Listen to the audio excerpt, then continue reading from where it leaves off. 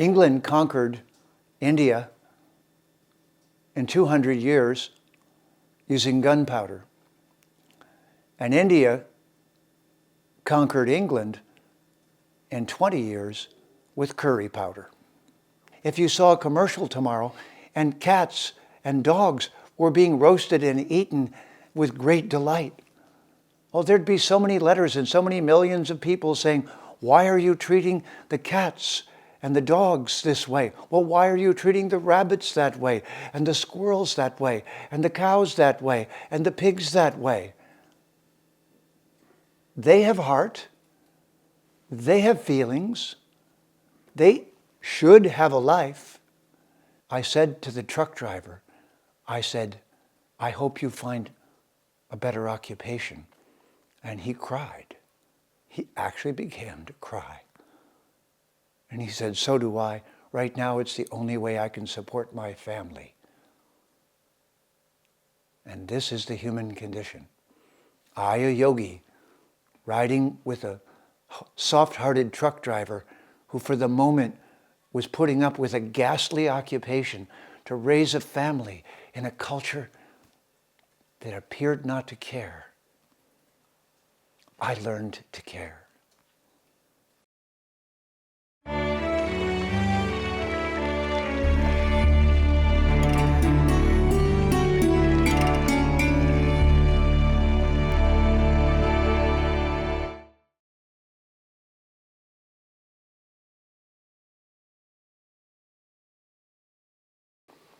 Namaste.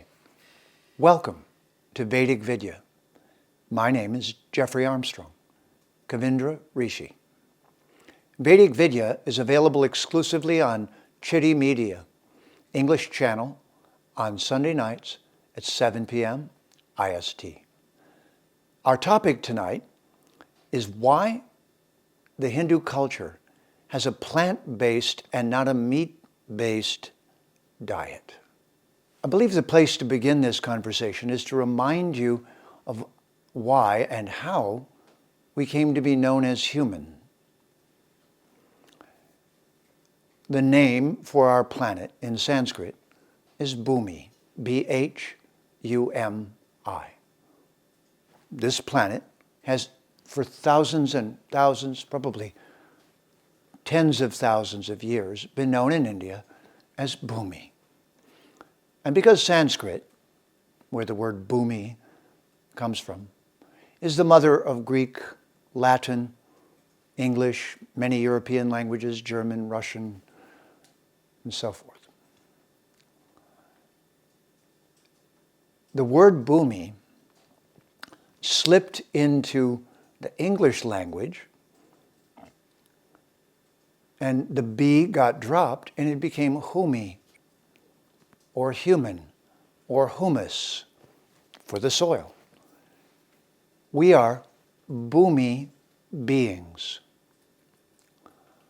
We are the beings who are conscious of the fact that our host, Mother Earth, Mata Bhumi, is who we come from. And our living upon her is a very delicate process, because in each place we live, there's an ecosystem. And that ecosystem can't be refuted, it can't be denied, it can't be ignored. So, you would not expect to hear a conversation about being vegetarian to Eskimos, because they live in a house made of ice, in a place where the only food, most of the time, is the bodies of other animals. The Vedic culture, the culture that gave us yoga, the Hindu Dharma, the Vedic civilization, was aware of two things. One is that humans will be forced to eat according to their climate and the reserves of food that they have at any given time. And that eating is something that is not optional. Each day we wake up hungry. But just because of that, just for the same reason that that's not a good excuse for eating each other. If you eat your next door neighbor and say, but I was hungry, the judge and jury will say, but weren't there other choices? Weren't there other ways to satisfy that hunger? No one will wonder that you got so hungry you finally became a cannibal, but they'll be sad for it. They'll think, what a shame. Boy, that's horrible. And of course, we hear stories of this, and they're horror stories. Being on a desert island and being a cannibal for a period of time. Or it's well known that in the civilization of China, there's only 2 rivers. And at many times in history, they had horrible famines where people ate people that had died from hunger, and they ate them. So life can be very harsh and difficult. But on the other hand, any idealistic civilization looks around at all of the creatures that live there and sees how amazing they are. If you lived in the forest, all the animals would be your friends. They would all be your pets. They would all have a friendly, some kind of relationship with you. Even if they seemed dangerous and you respected them, and vice versa. So it's very important to understand that unnecessary killing and eating of animals is a violation of a fundamental principle on our planet, Matabhumi. As a human, it's our responsibility to minimize the destruction of all the other species around us, and not out of laziness or callousness or just for flavor or desire, eat anything. But rather to plan our eating so we can be healthy and we can be well, but the planet can be as non-violent and non-destructive as possible. So, on the one hand, the people of India knew that their climate favored not eating flesh because so many other abundant foods were there. But now this is very important. As soon as you're eating flesh regularly, you have to become hard-hearted. I'll tell you, I had a life experience once. I was a young man hitchhiking across America. And I got picked up by a truck driver.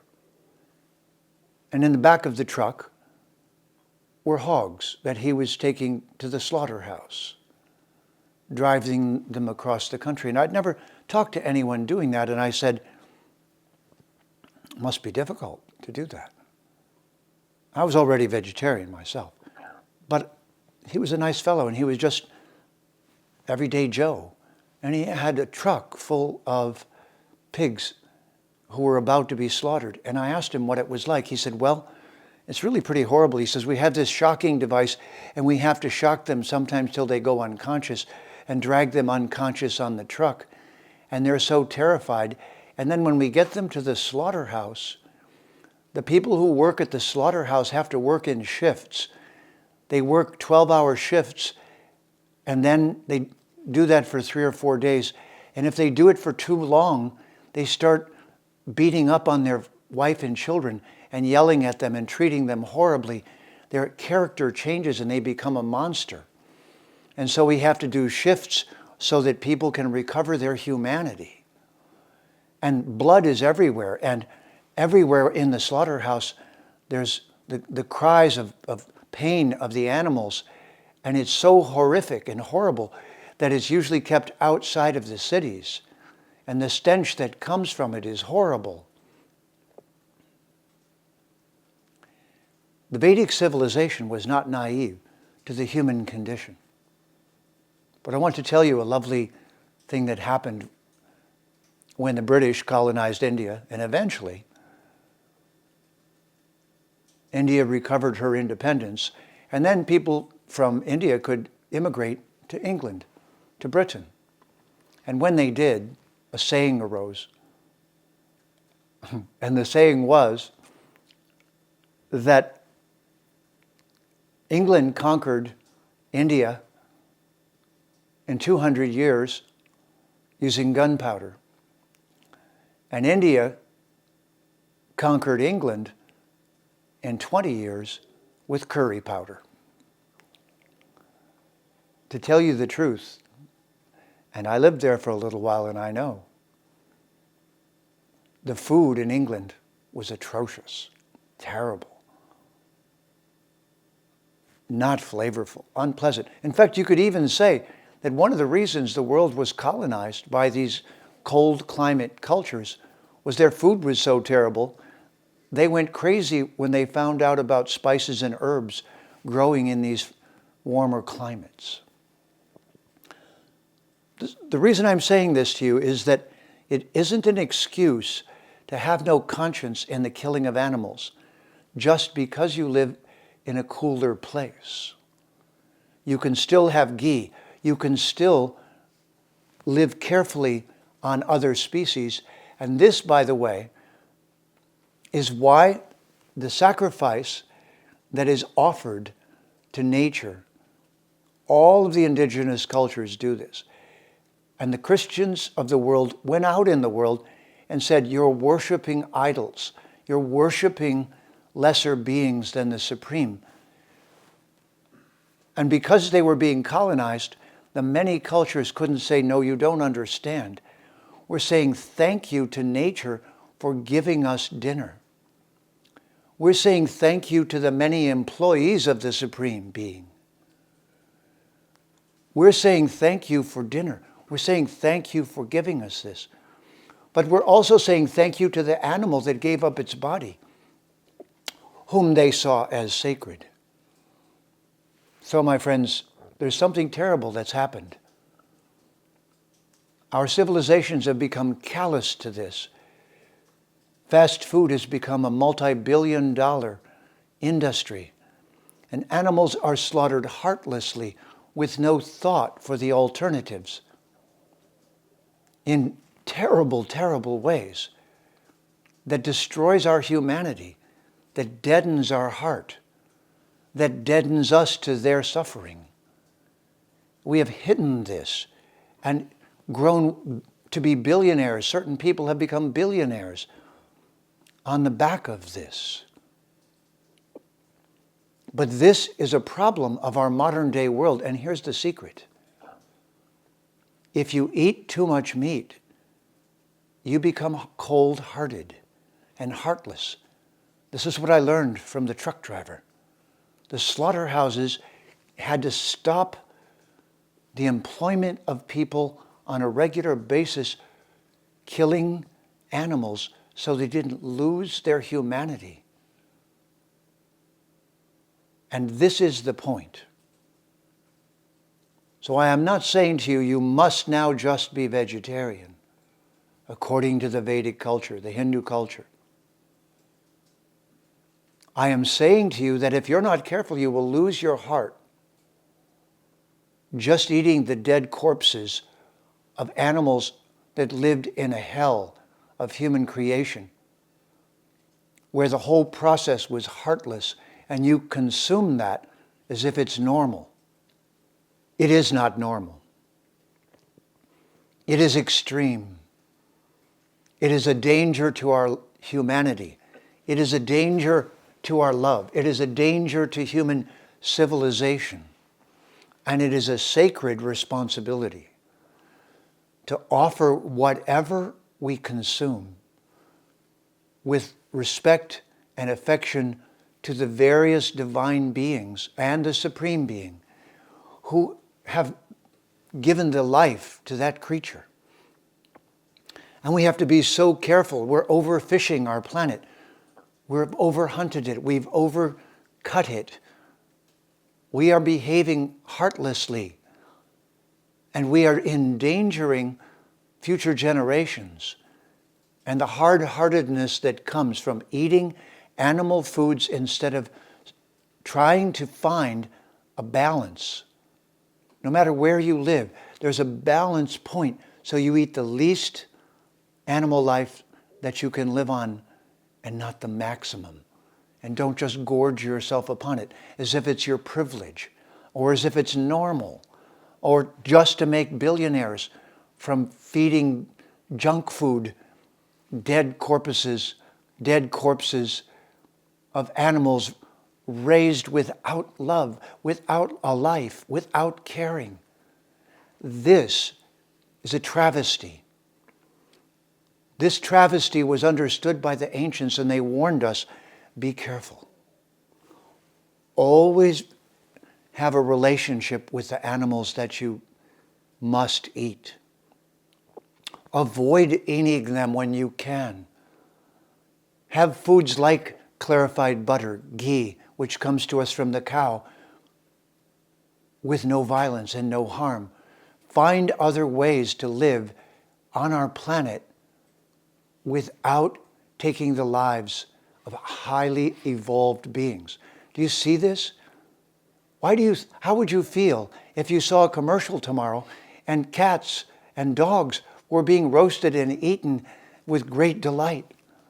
Oh, there'd be so many letters and so many millions of people saying, why are you treating the cats and the dogs this way? Well, why are you treating the rabbits that way, and the squirrels that way, and the cows that way, and the pigs that way? They have heart. They have feelings. They should have a life. And it is this heartlessness which the cultures like India, which the Hindu culture warned everyone, be careful you do not become heartless just because of the demands of living on this planet that are sometimes rough and difficult. Don't let that steal your humanity. Don't let it take away your heart.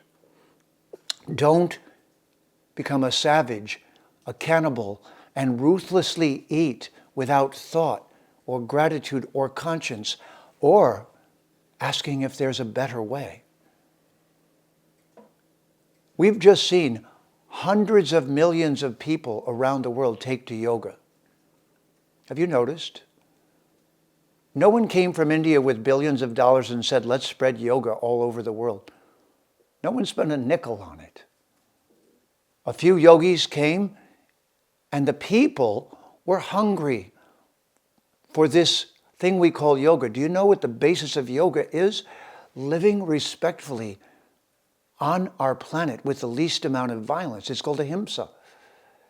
It's called whatever you do, use the least amount of violence to live. All of these hundreds of millions of people taking to yoga probably were on the way to vegetarian. Probably were beginning to notice that it hurt their heart to know how they were killing and harming the planet. I watched it happen. It happened to me too. Right now I'm 75 years in my body. In the 60s, I can tell you, we had all in the Western world been raised on a barbecue diet and a fast food diet, not even thinking about it. No one even mentioned it. Christianity didn't tell us to care. Islam didn't tell us to care. Judaism didn't tell us to care. They just had some special ways of handling it. No one but India really taught us to care. And this link between the human heart, heart disease, eating the flesh of animals unnecessarily, torturing them in a lifestyle that is nothing short of torture, and then eating their flesh, that emotion that they felt gets into your body, our body. We become a carrier for their pain.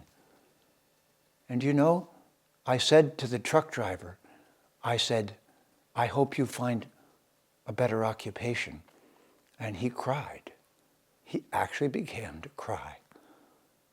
And he said, so do I. Right now it's the only way I can support my family. And this is the human condition. I, a yogi, riding with a soft-hearted truck driver who for the moment was putting up with a ghastly occupation to raise a family in a culture that appeared not to care. I learned to care. I saw the human heart in that dilemma. And so I see you, all of you, my brothers and sisters and friends. Do your best to stay soft-hearted on a world that can so easily make you hard-hearted. Find a way to live in relation to the food chain that is sacred and not just for your tongue, not just because you like the taste.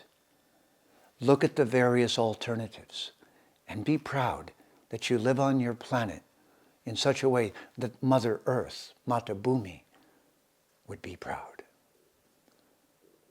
And remember the tears that are shed for all of that violence and destruction.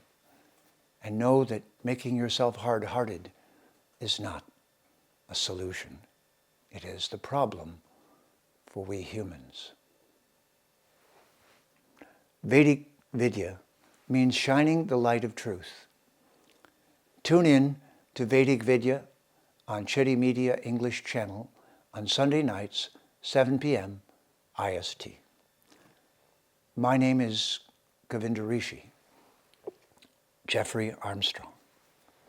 See you next time, and pass around a namaste. Please remember to subscribe to us and switch on the notifications for this channel.